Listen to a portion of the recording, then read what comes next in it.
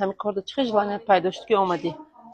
ما درباره کمپانی فابریک عموما معلومات نداشتم فریزا و یک روز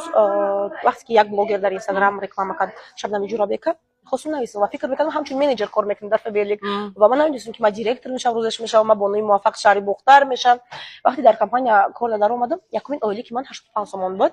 و عین حال باشد در یک ماه ای 15000 تومان زیاد میگیرم ماشاءالله بهترین. میدونی تخمین جان بسیاری وقت آدم خودمون باور نمیکنن وقتی که میگیم که ما مثلا 85 تومان سر کردیم کارا ما رو باور نمیکنن هیچ کدام نمیگن که چه که 85 تومان قدی شما تا همینجا اومده.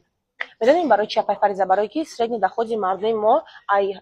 1000 تومان سر میشه تو 3500 تومان مردم ما پول زیادتر نمیتونن مثلا قبول کرده ای حسابی همین ما رو باور نمیکنن ولی وقتی ما با پول کم میگیم سر کدگی ما رو باور نمیکنن برای که میگن در کجا اولی 85 تومان کمپانی فابریک ده اولی 20 تومان سر میشه میخیل نه بله بله بعد دیگر میره تا میلیون و میلیارد چه خیلی خود حرکت کردی هم کلر زویس اخذ بله زویس ما هم همین چه که توزیع انجام کردیم ما میره بسیار وقت بعد اختراکم میگم در کماندم که مثلا کار ما پر اوچر صبر طلب میکنه آدم باید با طاقت باشه مثلا نازکی کار با موزه خودش